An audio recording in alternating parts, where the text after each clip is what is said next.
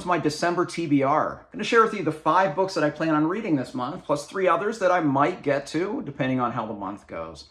4 of the books I picked, and as most of you probably know, I started a poll every month where you get to choose one of my books. So I'll reveal which book that one is at the time that I plan on reading it. The first 5 books, this is kind of the order that I plan on reading the books. Who knows if I stick to that? I'm pretty good at that, but you never know. I think I'm going to start the month with Yellowface by R.F. Kuang.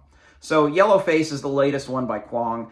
You probably know that author from The Poppy War and Babel, and those books were very good. It's interesting to me that I didn't give a single one of those 4 books of hers a 5-star rating, but I pre-ordered Yellowface, and she's kind of still in that pre-order author phase for me.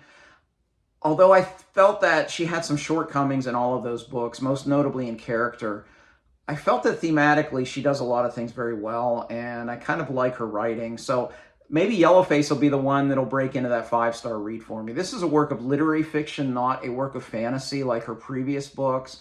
And it seems like it's a topic that she knows very, very well. So this might be the one that finally breaks through as a 5-star read for me. But it's been on the shelf for several months, and I'm finally happy to get to Yellowface.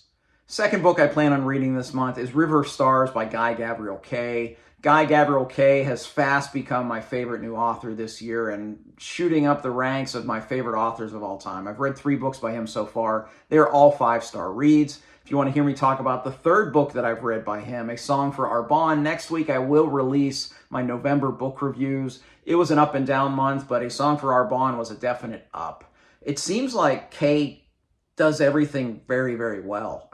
Truly, writing style, character, plotting, world building is just off the charts magnificent. So I'm really looking forward to River of Stars. It is set in the same world as Under Heaven, which I read 2 months ago, and it's set a couple hundred years later, so it's not a direct sequel, but I am looking forward to revisiting that world. But Guy Gavriel Kay is an author that I've fallen in love with, and I can't wait to read my next installment by him. Up third this month is a biography, and it's a biography of Johannes Brahms by Jan Swafford. I love Brahms. He's a top 3 favorite composer for me, and I've never read a biography. And I'm conducting some of his music in February, so I wanted to read a biography because I've never read one. I've read like 8 about Beethoven, but none about Brahms. I chose this one because I did read Jan Swafford's biography of Beethoven called Anguish and Triumph. And although it wasn't my favorite Beethoven biography, I felt it was the most complete. So I feel that if I'm only going to read one Brahms biography, at least at this point, this is probably the one to get. It's a pretty chunky book, but it looks like a book that I'll definitely enjoy because I do want to learn more than just kind of the broad strokes about this author, about this composer's life. So that'll be the 3rd book this month. 4th book this month is the results of the viewer poll. So I asked you to pick a book for me from a series that has kind of gone a little dormant for me that I want to continue. So the books you did not pick A Bon Dun Dun by Jin Yong. This is the 2nd book in the Legends of the Condor Heroes. This had 8% of the votes. You did not pick Prince of the Blood by Remedy Feist. This is the, I guess, kind of 8th book in the Rift War cycle, 1st book in the Krondor's Sons duology. This got, I don't remember, it was either 18 or 20% of the vote. So a lot of people voted for this one. I'll definitely read this in 2024. And then the 3rd one not selected is from this selection, this History of Middle-earth, the 3rd book, The Lays of Beleriand. This had 18 or 20%. I don't remember which one. This is the 3rd book in the History of Middle-earth by J.R.R. Tolkien and Christopher Tolkien, which means the book that you did choose is, with 54% of the vote, Grave Peril by Jim Butcher. This is the 3rd book in the Dresden Files series. I am tempering my expectations because Kyle sent me a comment when he voted. He said, I'm voting for the Dresden Files, not for Grave Peril. Because as you know, those of you that have read the Dresden Files series or know about the series, it kind of starts slow. First 2 books weren't very good. This has been on the shelf for at least a year. So it's time. I'm really itching to read this series. I'm itching for some crime fiction, and this is kind of crime fiction / fantasy. So I hope that this is a great read for me. This will be the 4th book that I read this month. All right, up fifth this month is one I'm going to read on my Kindle. I'm going to be doing some traveling at the end of the month. I'm going to a conference in Chicago, and then I'll be driving to Central Illinois to spend the holidays with some family. So travel means Kindle. So this fifth book on the TBR, as well as the rest of the MBR, are things that I have electronically. So the book I plan on reading is a self-published work called Nicholas Raven and the Wizard's Web, Volume 1 by Thomas J. Prestopnik. The author let me know that he had this on sale for $0 for free on Amazon, like one day only, almost a year ago, and I picked it up. I know that Philip Chase read this as part of his Spiffbo books that he had to read, the 30 books he had to read. It did not move on to semifinals, but he did have some nice things to say about it. So I'm looking forward to this one. It's kind of a chunky book. It looks like Nicholas Raven and the Wizard's Web is a big story told in 3 volumes, and the first volume is like 600 pages. But that's perfect when I'm traveling because I can take a big chunker and just have my Kindle with me. So that is the fifth book on the TBR portion of the month. I had to pause. Can you hear the sirens? Maybe.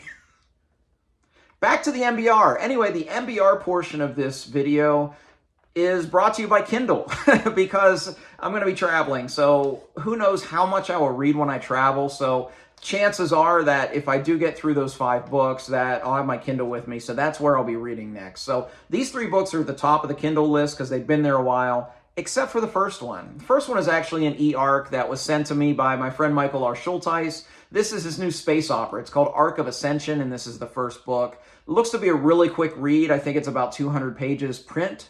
And this is brand new. I think he's going to release this by the end of the year. So maybe I'll get this review out in time and read it in time for that release, but maybe not. But chances are the top of my MBR list is going to be Arc of Ascension.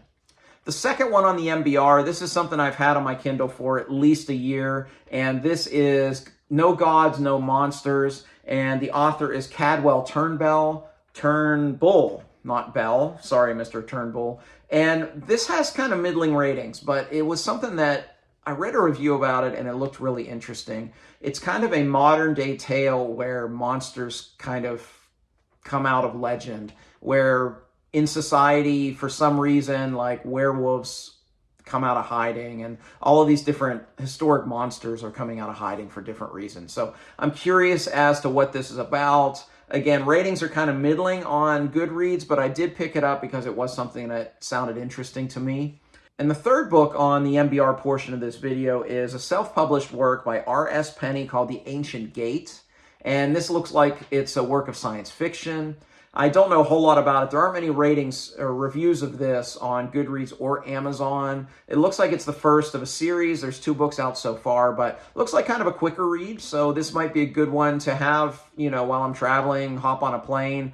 It's very cool for me if I can hop on a plane and read most of a book during a 3-hour flight. So we'll see if that's the case with this one. But with all these MBRs, who knows? Maybe I'll get to them, maybe I won't. We shall see. Time will tell.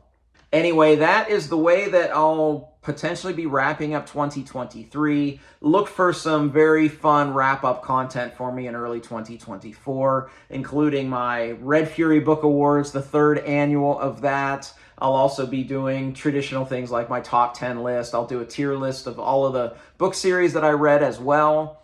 And look for some fun content the rest of December as well before that happens.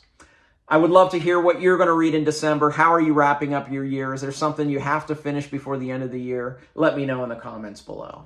If you like this video, please like and subscribe. You can also find me on Twitter and Goodreads. I'd love to interact with you there. As always, thank you for watching. Until next time, goodbye.